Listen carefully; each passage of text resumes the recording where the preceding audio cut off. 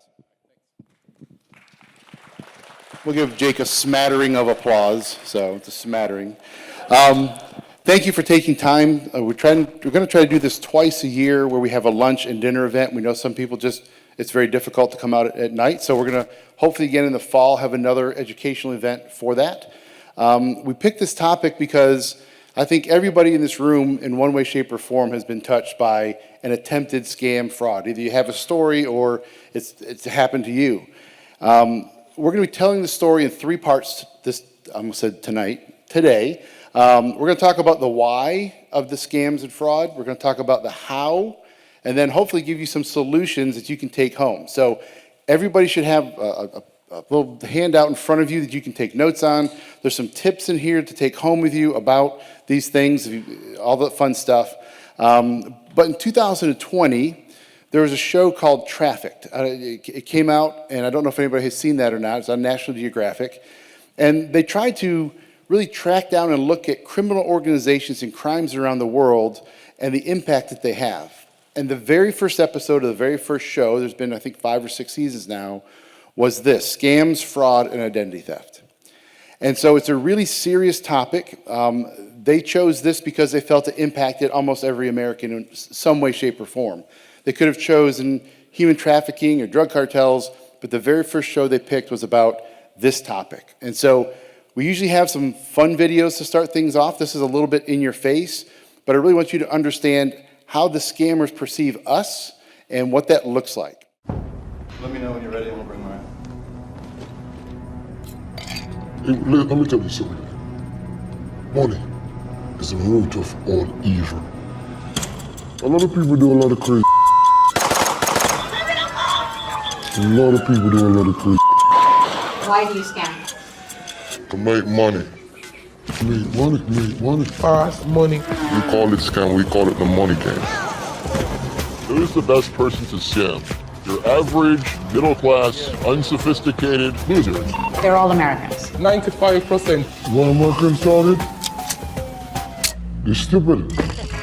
Let me say that again. Very gullible. There are a lot of lonely people there. Lonely? Lonely. Someone is lonely, have the voice on the telephone that always cares. They just want to talk. Chop, chop, chop. They send you crazy money. So don't you feel Not for best? these people? No, not really. Why should I? And this game, you can't be sorry.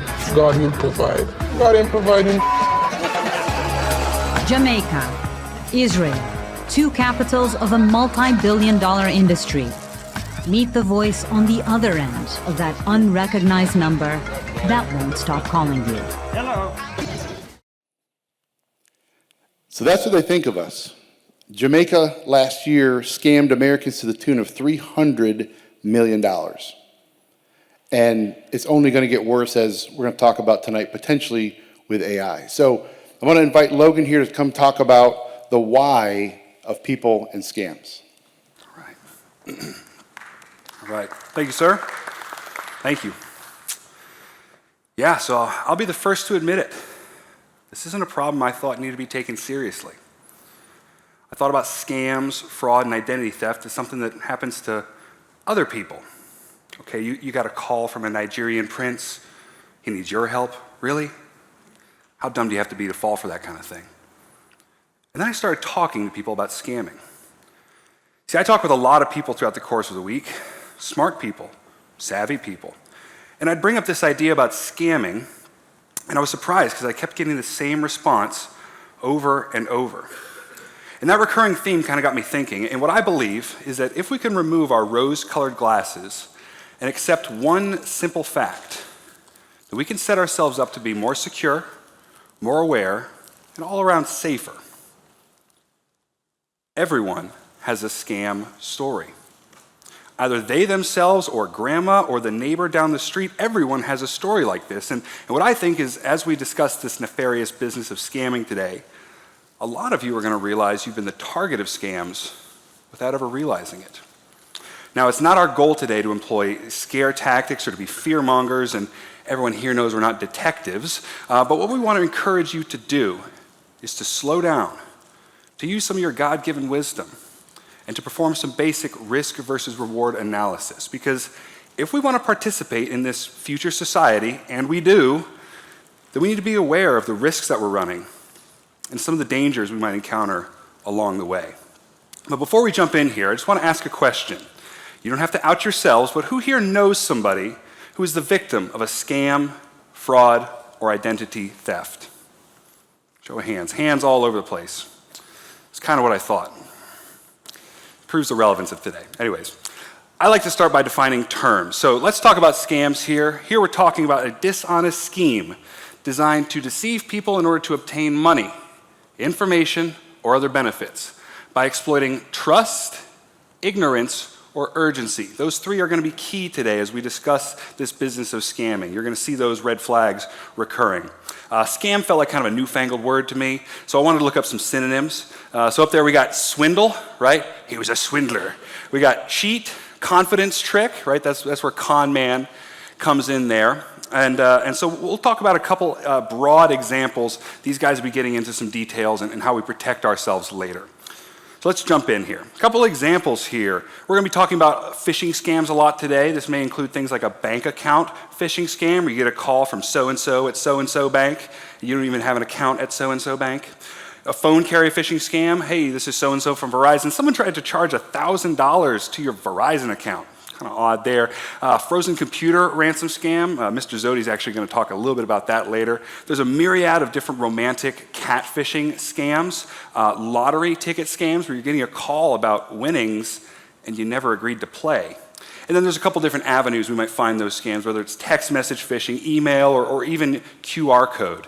And of course, who doesn't remember the .com days and the fun scams that came along with those?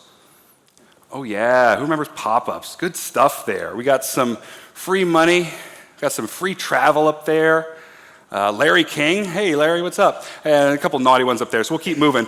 So none of these seem like a good idea to click on. Frankly, they're pretty easy to make fun of. But what if I were to tell you that there may be an app on your phone right now that was linked to an estimated $50 billion of consumer loss in the US alone just last year? What if I were to also tell you that internal documents from that company estimate that users are shown an estimated 15 billion, with a B, high-risk advertisements each and every day on their platform? Those are going to be things like fake government benefit scams, fake investment scams, all kinds of different deep fakes, and AI is going to make that a whole lot worse. Well, with a market cap of $1.5 trillion and $200 billion in revenue last year alone, Meta is a major player in the tech space. See, Meta makes its money by marketing, by selling advertisements, but it doesn't really discriminate between real and potentially fraudulent advertisements. In my research for today, I actually found an allegation that they'll flag these high-risk advertisements and charge a premium for them. So, another audience question. Who here is on Facebook? Who's got that app on their phone? There's a lot of us there. It's kind of just part and parcel of normal life. Well, ask a question here. What are you getting out of Facebook to merit this type of risk exposure? Moving on. Identity theft. Here we're talking about the acquisition and use of another person's identifying information without authorization, that's key, for financial gain or other criminal purposes. A broad example might be something like, the housekeeper gets a hold of Granny's checkbook or credit cards there. But I want to talk about a more specific example, and frankly, a pretty egregious one. So I'd like to introduce you to a gentleman by the name of Matthew David Kierans. And I use that term gentleman very loosely today. So Matthew actually lived under a falsified identity, a stolen identity, for more than 30 years. So back in the day, he used to work at a hot dog stand. And there was a gentleman there, and Matthew must have thought he looked a little bit like this guy. And so he went about collecting that man's information and then went on to impersonate him for more than 30 years. He opened and maintained bank accounts in this gentleman's name and actually secured $250,000 of loans and credit cards. He was hired as a hospital administrator, worked for a decade under his victim's name. Well, in 2019, his victim tried to reclaim his identity, which caused Matthew here to accuse him of stealing his identity. Let's call it the old switcheroo. Well, in April of 2024, eventually a DNA investigation led to the exoneration of his victim and then the confession and conviction of Matthew here for 12 years in federal prison for identity theft and related crimes. So with identity theft, fraudulent actors are going to take that information and use it to manipulate financial institutions and systems. In Kieran's case, he really did take it to the next level.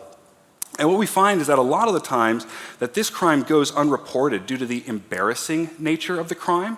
And so they estimate around 67% of the time it's going to be reported to your bank, to your financial institution. But the FBI estimates that only around 7% of identity theft cases are ever reported to law enforcement. And that just means that a lot of the times, this crime goes unpunished. So I just want to pause here for a moment and say that if you are concerned you may have been the victim of scams, fraud, or identity theft, we want you to let your team here at Legacy know as soon as possible so that we can do our part to protect your investments. I'd also like to say that we do pride ourselves in assisting our clients with duties that are maybe outside of the normal duties of a financial advisor. Suffice to say, if you've got a concern, we want to be in your corner. Let's keep moving. Fraud. Here we're talking about a deliberate act of deception intended to secure an unfair or unlawful gain by misrepresenting facts to cause someone to act to their detriment or against their own interests. For this one, I chose the world's most famous example, Bernie Madoff. Who remembers Bernie? Yeah, we all remember Bernie. Well, no one knows exactly when it began, but sometime in the late 60s, early 70s, Bernie began using his legitimate business success to mask an illegal investment advisory scam. He cultivated this air of exclusivity and of success. He had the right suits, he had the right office, he had the right artwork and the right building, and really developed this notoriety and became chairman of the NASDAQ in 1990 in the middle of all that scheming and scamming.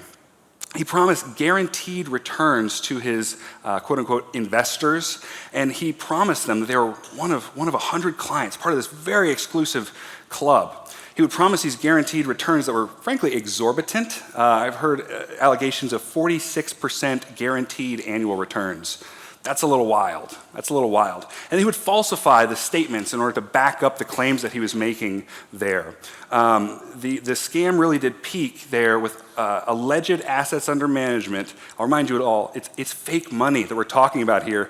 Alleged assets under management of $64.8 billion. In 2008, with the housing crisis, everyone was feeling the pressure, so they all started pulling their money. And he faced investor withdrawal requests that far exceeded his ability to deliver there. So in our Bernie example here, people were going on word of mouth. Bernie's this great guy. I'm part of this exclusive club. There's only 100 of us. I want to just mention, FBI estimates there were around 57,000 people who were defrauded by Bernie Madoff, so not that exclusive of a club there. But people were going on this word of mouth. He's this great guy, he's getting me this great returns, and so they didn't bother to make sure he knew what he was doing. Well, Bernie knew what he was doing, but he wasn't exactly upfront with that. So we just went from Jamaica to Wall Street in like 5-10 minutes there. So now what I'd like to do is circle back to the Caribbean, and then we'll talk about why scammers do what they do and what makes us vulnerable. Check out this video. Lottery scams. You're probably familiar with some version. You get a call saying you won a lottery that you don't even remember entering. You have won yourself $7.5 million in a 2019 Mercedes-Benz S-Class. That's pretty exciting. All you need to do to collect whatever they're promising, your millions, your new car, your new house, is to send a processing fee. One-time payment only. The price is fake, of course, but the fee you've been conned into paying generates $300 million a year for Jamaican scammers. That is scamming. Guys suddenly who didn't have anything yesterday, today are rotten rich. Wow. Guys who didn't have anything yesterday, today are rotten rich. So let's talk about why these scammers do what they do. Well, psychologists have identified some trends in this area of scams, fraud, and identity theft, and they've coined a term to help us understand why someone would defraud their fellow man like this. Psychologists call it the fraud triangle, but today, I'm calling it the three-legged scam stool. So three-legged scam stool is going to have three elements that need to be there in order for scams, fraud, and identity theft to take place. We're talking about pressure, opportunity, and rationalization. When it comes to pressure, these are going to be kind of obvious. Economic pressures, that's pressure we all feel day to day. The debt, financial insecurity, or financial stress. Psychological factors, these are going to be things like narcissism, entitlement mentality, and emotional pressures. Those could be internal pressures, my expectation to succeed, or society's expectation on me to succeed. Emotional pressures could also be things like isolation, which lends to that lone wolf mentality. I need to look out for myself. Whatever happens, happens. So that's our first leg of our scam stool. Second leg is going to be opportunity. Opportunity includes an exploitable weakness in a system. Well, in Jamaica, they have English-speaking people who are operating these call centers for American businesses. You have people who are working in the hospitality industry on the front lines, talking with American tourists day in, day out. And so they understand what makes us tick. They understand our values, and they know how to manipulate us. Opportunity is going to include a belief that punishment is unlikely because I'm on an island in the Caribbean and those are Americans far away, maybe in the Midwest. Or in the Israel example there, hey, we're on a different continent. The cops ain't knocking down my door. This also includes things like poor oversight and peer example. So the people around me are helping me with this or doing nothing to stop me. And then there's the incompetence of victims, or really the perceived incompetence of victims. We heard how condescending they were to the people, about the people that they were stealing from.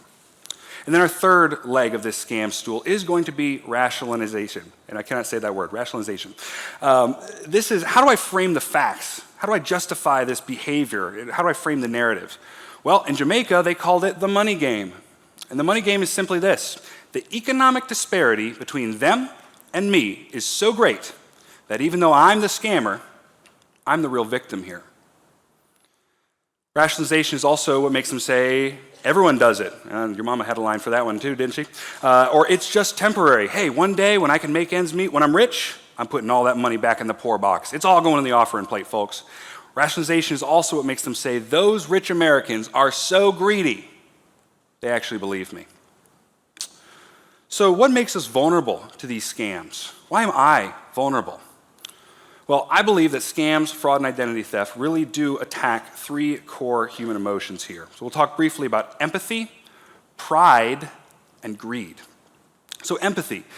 This is just, if it were me, how would I want to be treated in this situation? So I believe that empathy is a strength, but it can be used to manipulate us. It can be used against us. Compassion lowers our guard and makes us less likely to ask follow-up questions for fear of sounding insensitive. And then what happens is the emotional plea of the situation can overwhelm the facts that we understand about it and cause us to want to act urgently. There's that red flag again, urgency. Pride, I see this as just keeping up with the Joneses. So I want to appear successful. I want to appear accomplished, generous even, sure.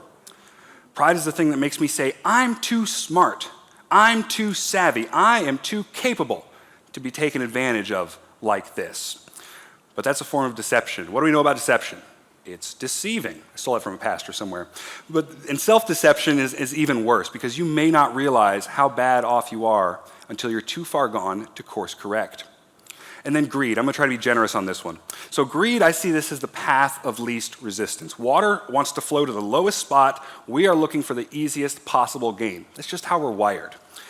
But greed is also what contributes to that scarcity mindset. There's not enough to go around. I need to look out for me.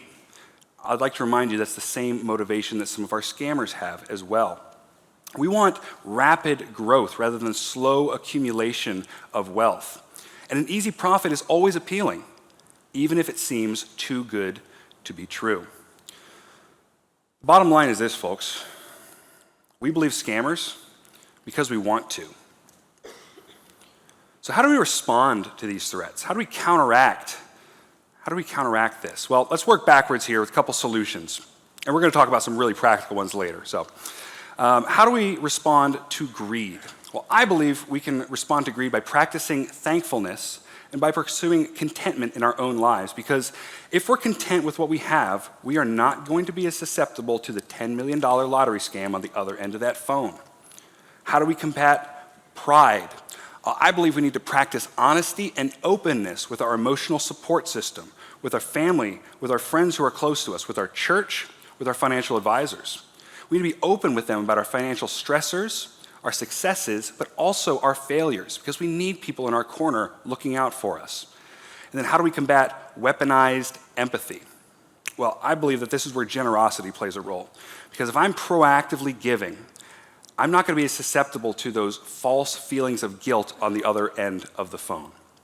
A couple other things here I feel will be helpful to remember throughout our discussion today.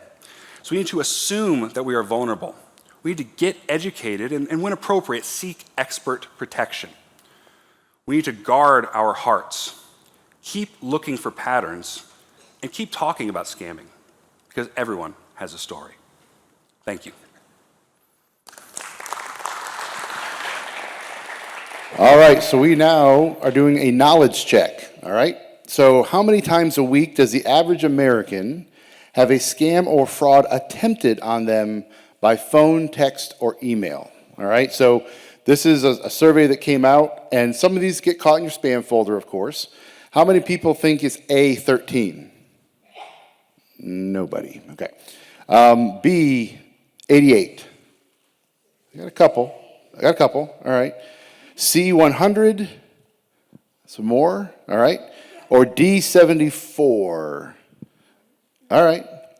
The answer is 100 times a week, someone is trying attempts of scam and fraud on every person in this room. So we just want this to be a sobering thought that you may not be aware of it, but they're coming after you. And we're going to talk about some very practical ways here in a little bit of how to protect yourself. But right now, I'm going to invite Jacob Zodi up here. Jacob knows many of you by name. He's our portfolio manager. He may not know your face, but he's probably placed trades in everybody's account in this room. And Jacob, I'm going to turn this over to you. All right, thank you, Josh. So we've just heard a lot about the why of fraud. The motives, the incentives for both the victim and the perpetrator, why fraud happens. What I'd like to do is move into the how. Understand the economic structure that allows for fraud in a modern economy. I think there's a lot of great lessons that we can learn from commercial fraud in this. So, in my studies of commercial fraud and how it is perpetrated in the economy, I've kind of found three pillars that I identify as key to all frauds. Those are asymmetry, trust, and complexity. Let's take a look at how each of these applies to commercial fraud. Because when we scale it down to the individual fraud cases, the structure is alarmingly similar. So asymmetry, what do I mean by that? Asymmetry is going to be either time asymmetry, informational asymmetry. Let's just take informational. The fraudster knows more than you do. They know what they're attempting to do. They know their end game, their end goal, and every step along the way. Most of the time, you only know what the fraudster wants you to know, what they allow you to know. Risks are hidden, obscured, disguised, whatever it takes to keep you unaware. Think of Matthew David Kieran's. His victim was probably just being a friendly coworker, whereas Matthew was scheming the whole time. His victim might have wondered why he asked about his mother's maiden name, but that's besides the point. Trust. We rely on systems every day. Institutions like banks, government agencies, government benefits, software, all sorts of stuff has our attention. A lot of us order packages from Amazon. A lot of us bank with major institutions. A lot of us have Facebook accounts. It's not unusual for us to trust systems. Well, a fraudster leans into this. They borrow that trust from authorities that probably rightly have your trust. They don't build their own trust. They don't fight it. They use it. Complexity. So what complexity does is the entire system, the base of our modern economy relies on systems and supply chains and all sorts of stuff moving from one place to another. It's not so simple as dealing with your neighbor. The entire system itself is complex. That's what globalization has done. Well, fraudster leans into this. Those gaps that open up in these transactions that are taking place open the door for all sorts of fraud. So one concept and practice in corporate America and commercial America is trade credit. I think it's a really clean example just to show the universality of these concepts here. So without going too into the weeds, trade credit is the idea that if I want to start a sandwich shop, I don't necessarily have to go to a bank and get a loan to buy my ingredients. I could, it's just not so simple. The bank's not super excited about lending me $1,000 for a month's worth of tomatoes. What I would do in practice is get credit from my supplier. The incentives are all aligned. They want as many sandwich shops as possible so they can sell as many tomatoes as possible. They're going to lend me some credit and say, hey, we're going to send you $1,000 worth of tomatoes. Pay us at the end of the month. That's great. It's the underlying system for all modern economies. Credit in that form. Trade credit's a clean example. So let's take a look at how these pillars apply to something so pivotal as trade credit. Asymmetry. Well, the cleanest way to look at it is the time asymmetry. The supplier's going to send me those tomatoes and say, pay us in 30 days or 60 days, whatever the terms are. Okay, well, I have tomatoes that I haven't paid for yet. Who's to say I won't just disappear? Trust. The supplier's going to trust that I'm not going to disappear. They're going to take me at my word. Maybe they check out a credit rating on my company or personally. But again, there's trust layered into that. They're trusting the credit rating agency who says, yeah, he's a good lend. Don't worry about it. Complexity. My shop might be in California and the supplier might be based in Ohio. They may never meet me. They may never know me. They're willing to lend across the country, even across the world. So let's take a look at how this applies to a real world case. Stress test it, if you will. So who here remembers Enron? All right, good number of you. Hopefully happy memories and not personal. Might touch a vein here. So Enron, for those of you who don't know, was a leading company in the 1990s. They were the 7th biggest company at their peak by revenue in the United States. They're a big energy company, pipelines, gas crawling across the country at 10 miles an hour, good old asset-heavy business. Well, who didn't want to be a tech company in the 1990s? So Enron, a darling of Wall Street, moved into all sorts of funky things like broadband and retail energy, but it didn't matter because they were reporting remarkably consistent earnings, 10 to 15%, quarter after quarter, straight line. You could count on it. Everybody loved Enron until it went south. Well, what Enron was doing was hiding debts in off-balance sheet entities called special purpose entities and inflating their profits with a lot of circular accounting. Eventually, the debt snowballed. In 2001, Enron couldn't fake it anymore. They had huge markdowns, and the company was bankrupted by it. It caused billions in investor losses. So let's see how these pillars apply to the messiness of the real world. Asymmetry. Enron's management knew exactly what they were doing, and this happened for years. This was not one bad financial statement. They knew that they were not telling necessarily the economic truth. They were bending the accounting rules, mangling them, really, past their intent. Yet, they kept investors in the dark for years. There was no true disclosure. Trust. The investors trusted Enron's management to tell the truth and be honest. They trusted that the financial statements were representative. They didn't go check the $1 billion power plant project in India. Well, you can take them at their word and say, oh, it's going well? Great. Glad to hear it. We trusted auditors. We trusted the analysts. We trusted the watchdogs. Each of these layers of trust amplified the fraud, and they neglected their role in their own way. Some of them for greed, some of them because of pressure, some of them just downright deceit.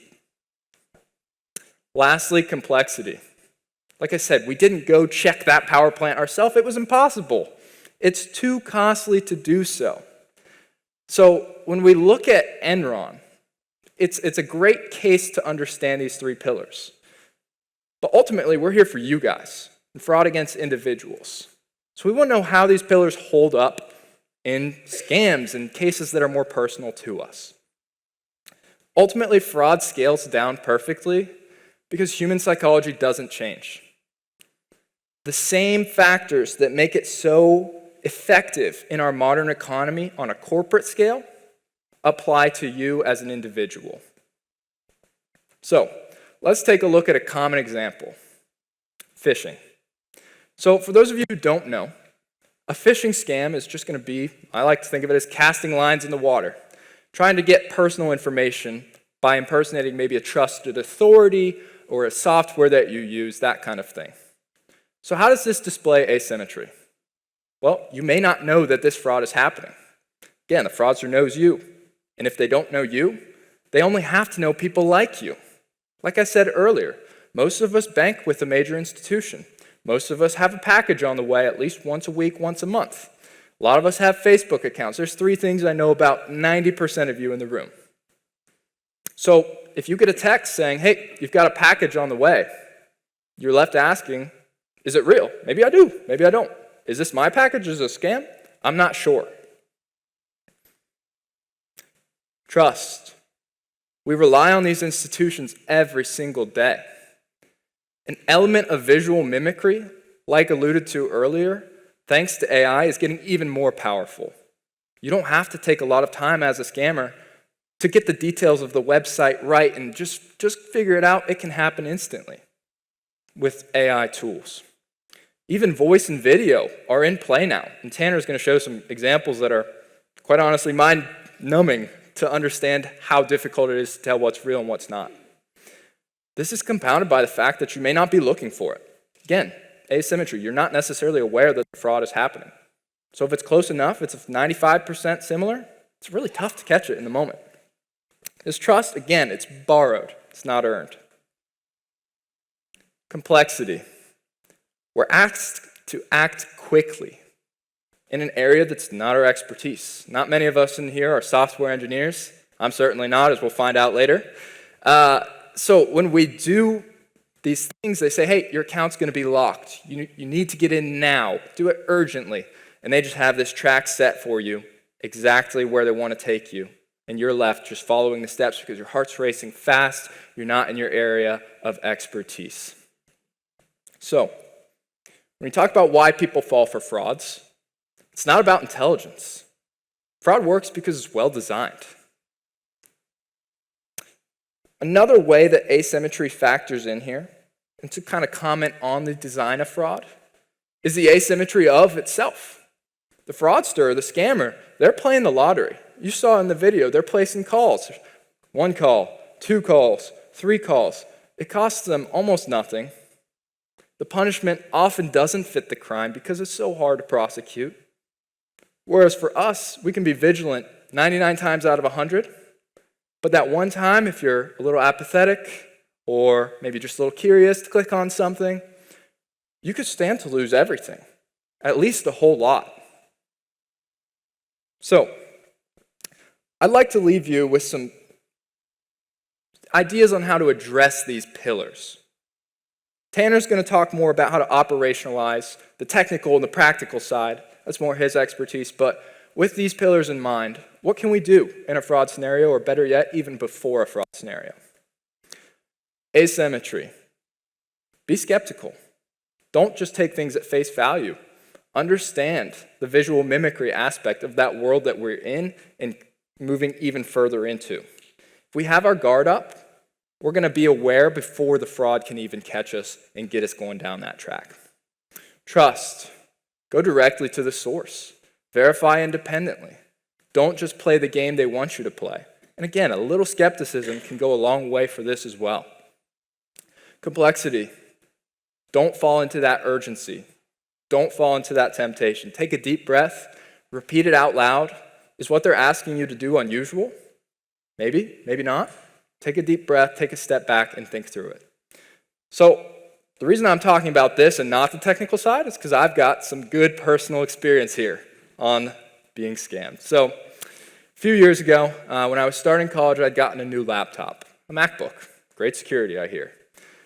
I'm not much with tech. I don't know much, but I did see my brother, who also had a MacBook. He had Spotify downloaded to his desktop. I said, hey, that's pretty cool. I have to go to the internet. How'd you do that, Josh? Brother's name is Josh. And he said, I just download it from the internet. I said, you can download apps from the internet? Okay, all right. So I went to the internet. I Googled download Spotify. First thing that popped up, clicked on it. Great, got it downloaded. Well, then I get a pop-up on my desktop that says, hey, this is Clean My Mac. You've downloaded a virus. We'd like to download that off of your computer, keep you clean. Just type in your password. I said, oh man, heart's racing. I just got this laptop. It's the most expensive thing I own. Please, okay, thank you for the security here. So glad this is working out. Here's my password, clean it up. Well, then the screen goes black, and I'm left feeling really bad. So I then call my buddy. He's now an Amazon software engineer. Say, hey, Ben, I think I downloaded a virus on my computer. It's black screen. Is it done? And he says, bring it over. Next 2 hours, he's coding it. I don't even know how he got it back on, but he's coding it off. He gets the virus off the computer. To this day, computer's alive. Not quite the same ever since that day, but alive still. So how did the pillars apply to my scenario here? Asymmetry. I didn't know what I didn't know. I didn't know what was sketchy about this. I didn't know what to look for. I didn't know that Clean My Mac was the scam. When I typed in my password, I completed the scam. I should have known there is no Clean My Mac if I was planning on downloading my own apps from the internet. I left that safe bubble that I had known of the App Store and that kind of thing when in an area that I shouldn't have. Trust. I trust my brother, I still do. But I wrongly applied my trust in him and his experiences to whatever popped up on Google. That's not a good idea. Shouldn't do that again. Complexity. Again, the Clean My Mac scam was the scam. If I had taken a deep breath, taken a step back, said, hey, this doesn't seem right, I may have been scammed, I may be about to be scammed, let me call my friend now. Could have saved a few hours and probably had a faster running Mac today.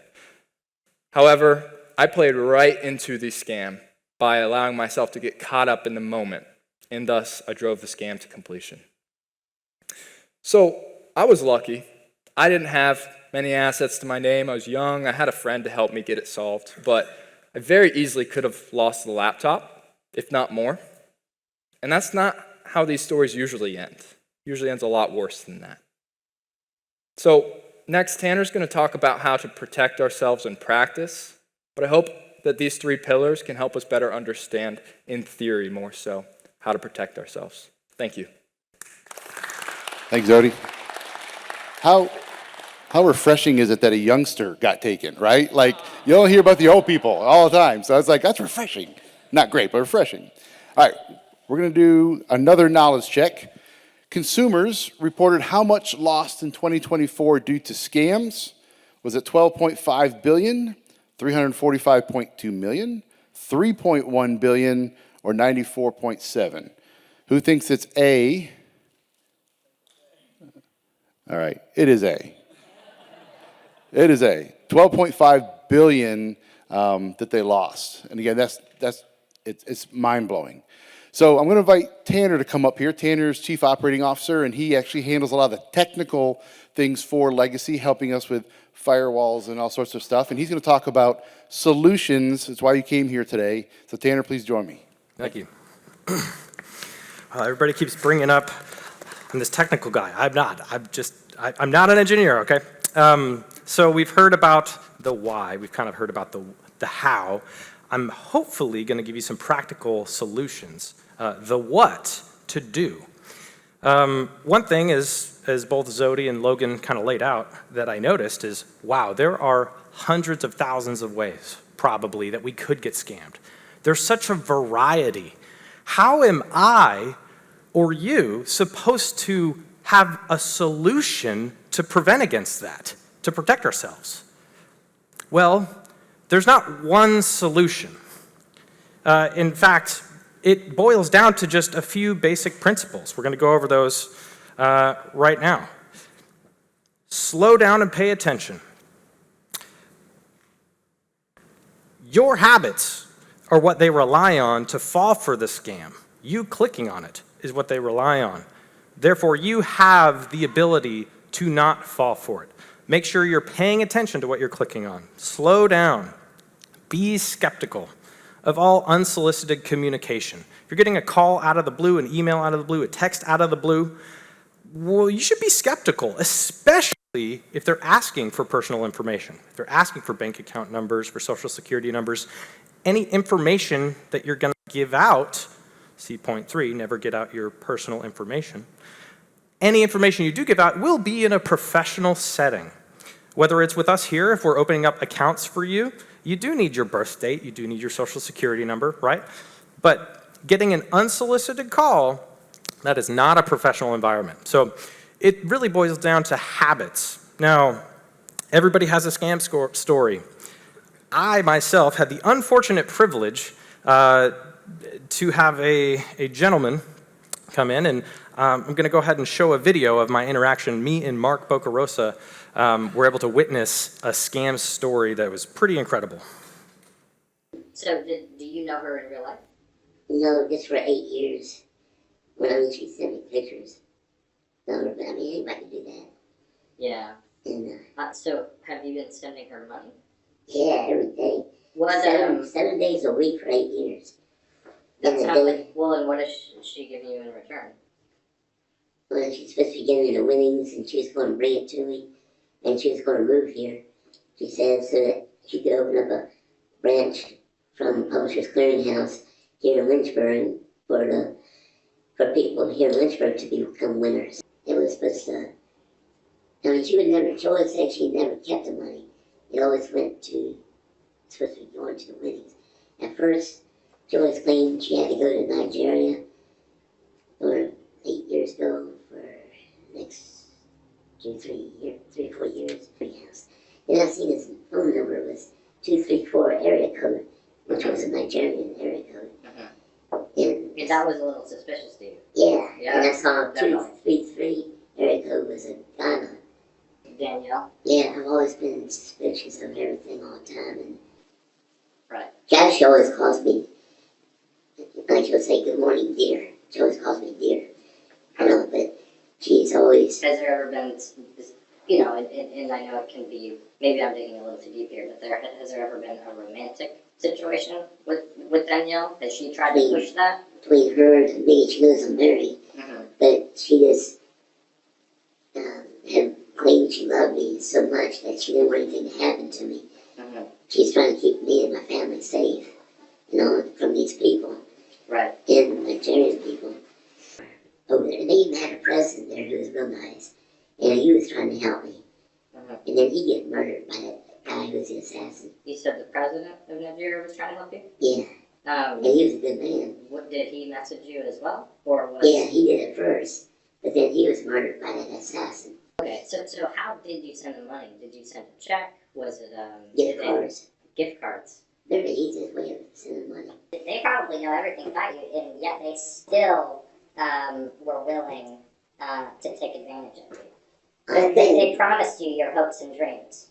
And that's why, for the past several years, that's what I keep saying to her. I keep telling her that how she's always claiming that all I do is send this last amount of money. And it's been going on for several years. And that's how she kept reeling you in. Yeah, it's always the last amount.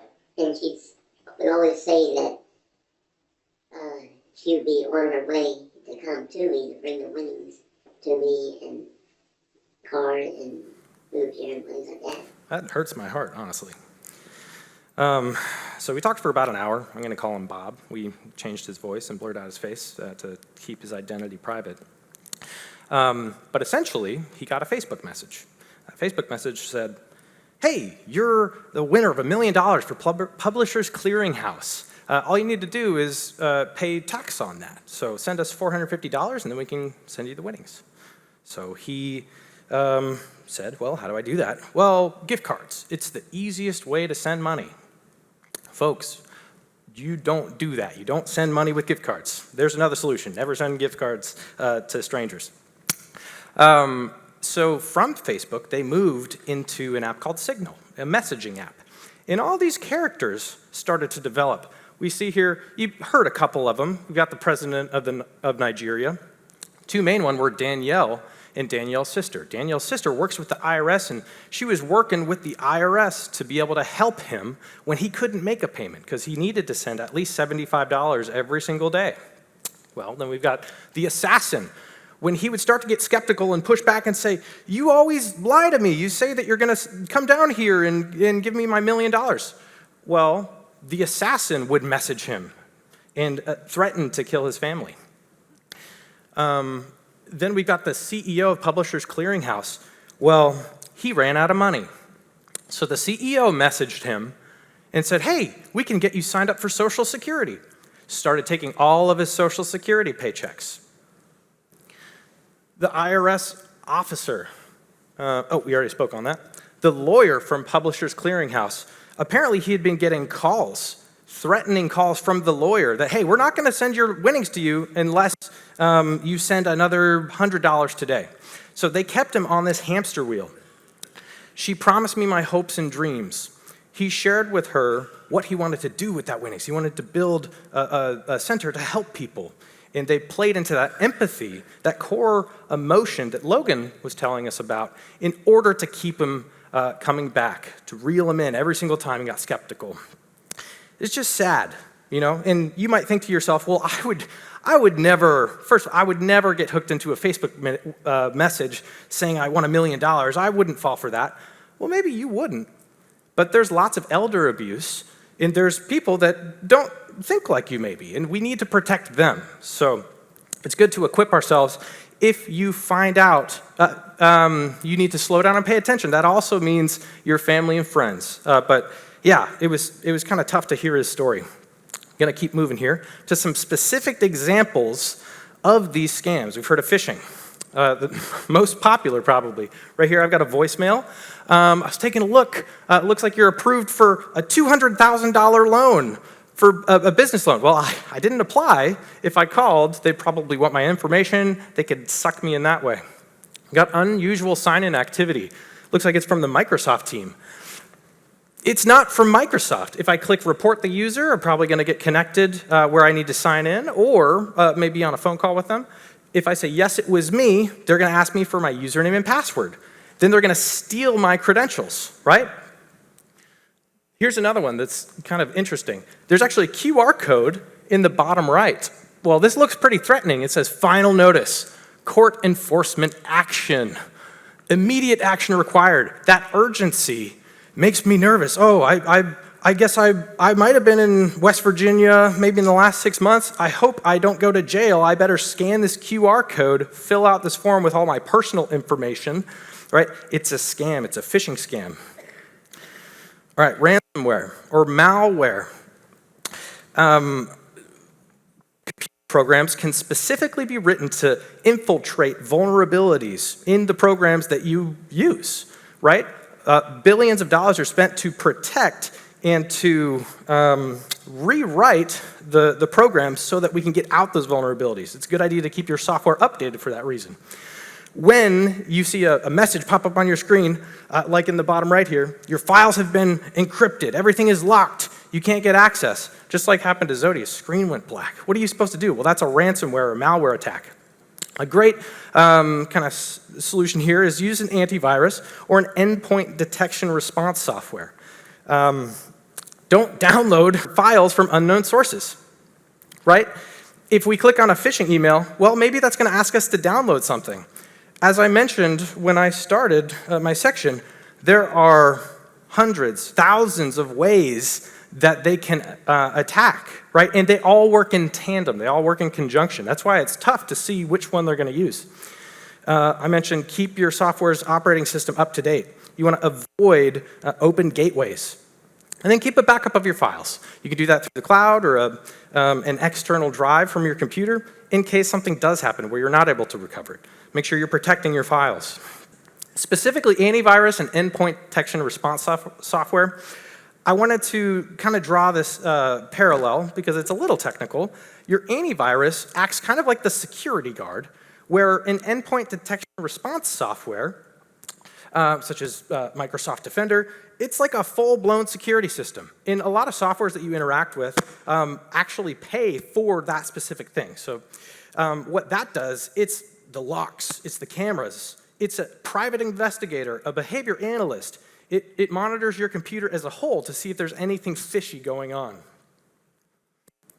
All right, credential stuffing in the dark web. So let's say you clicked on something, you put in your username and your password.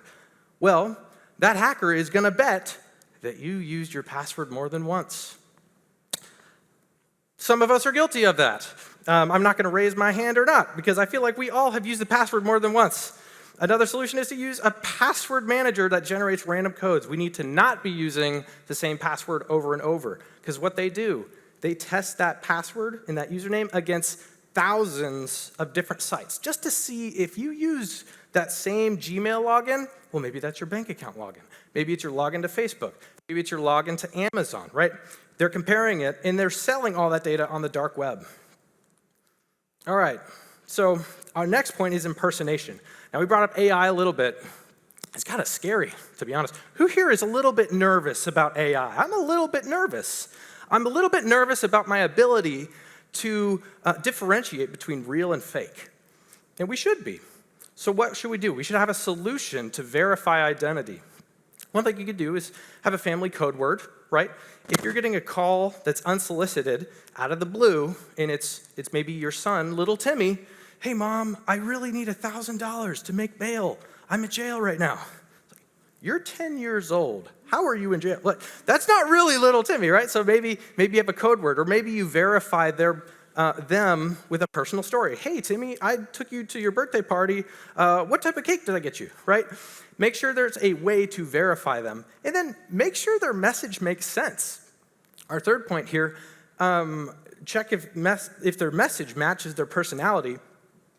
If they call out of the blue, and they don't normally do that, that's not generally what they do, so that should be a red flag. Remember, we're slowing down, we're paying attention, we're not letting our core emotion of urgency cause us to act too quickly. All right, and then there's the impersonation of an authority. My name's Julie from Google. That's an authority. Your account has been compromised. We need to verify you. Give me your credentials. Stephen from Wells Fargo Support. We saw suspicious activity. Make sure your account is safe. Urgency, urgency. Instead of falling for the scam hook, line, and sinker on the phone, go to your local branch or call through an official line. Go to the official website and follow up if there actually is something wrong with your account. All right, so you think to yourself, yeah, I know AI, but I can tell the difference. I can differentiate the two. Well, maybe you can in some cases. But let's take a look. We've got two images. One's AI generated, one is not. Who thinks image 1 is AI generated? Who thinks image 2 is AI generated? All right, I got a couple of you. All right, it's 1. Look at his fingers. It's going like this. What is that? And then look at his watch. His watch is going into his skin. That's a little weird, right? But it takes a second. All right, here, this is Benny's. It looks like a deliciously large pizza. If you guys have been to Benny's, it's pretty big. All right, here's another one.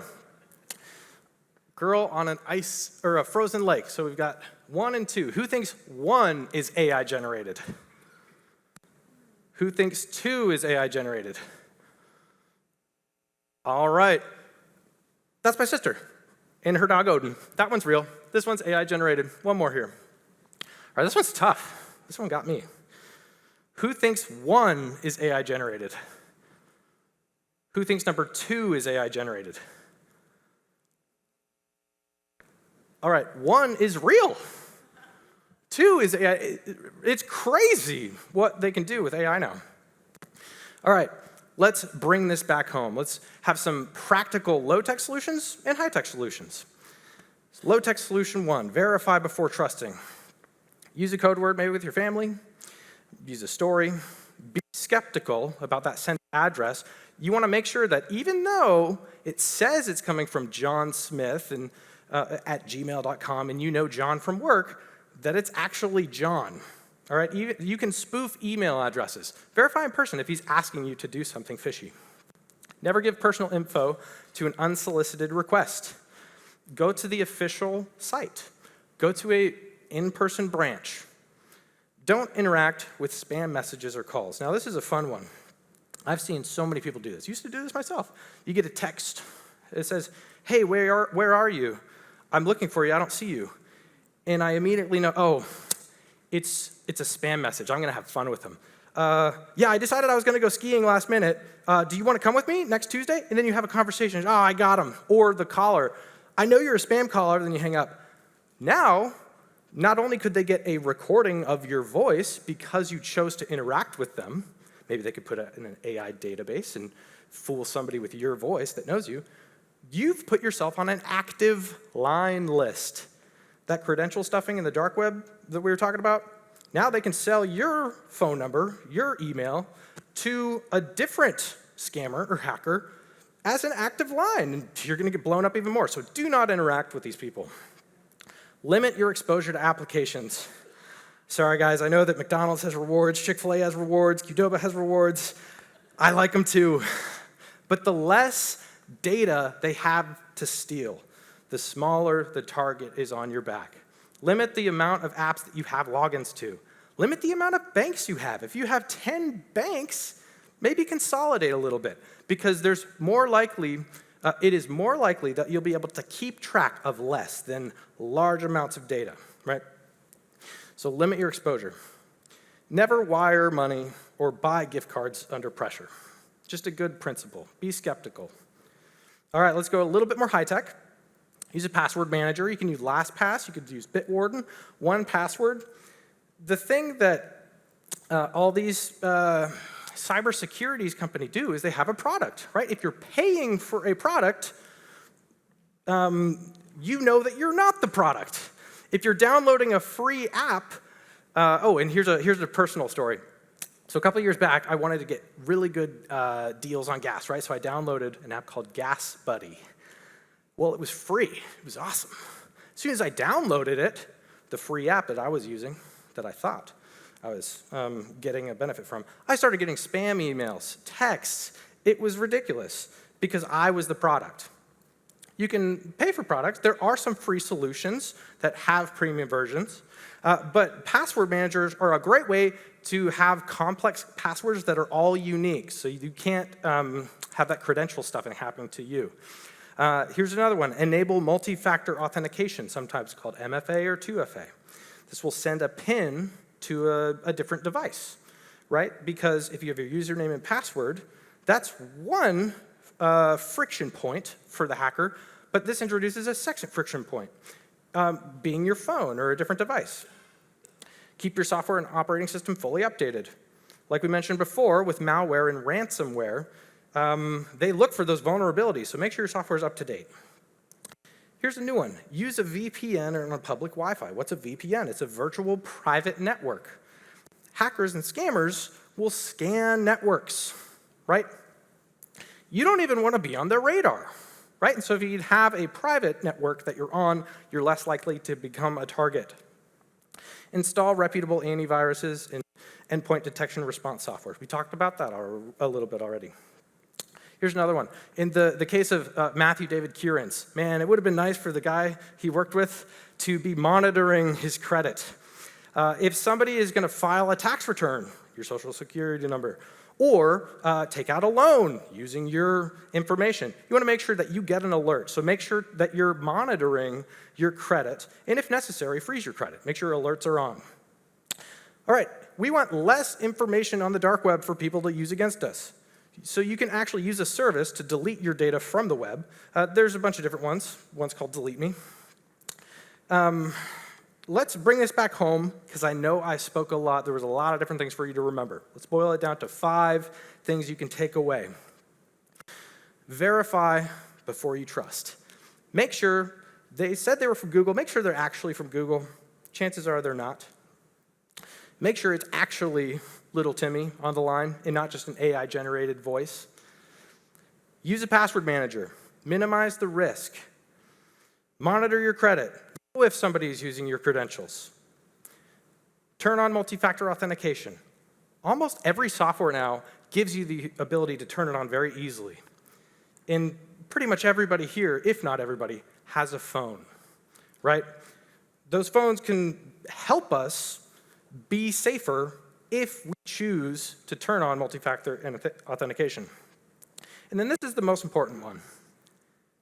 Share what you've learned here today with your friends and family. Because if somebody would have done that for Bob, he wouldn't have sent, we estimate, over $85,000 to these predators. You could do that for somebody else. So make sure you're implementing these steps, but then also sharing with your friends and family. Thanks so much. Okay, so that's a lot of information, and all we're hoping is that you can take one or two of these ideas home with you to make yourself safer, right? There's a handout. We want you to take that home with you. Go home and turn on multi-factor authentication. It's a pain in the behind, okay? I get it, but that's one more layer of protection between you and those criminals out there that don't care at all for you and your family. So I encourage you to take one or two of these things home and start implementing them to make yourself safer. Nobody's going to care more about this than you.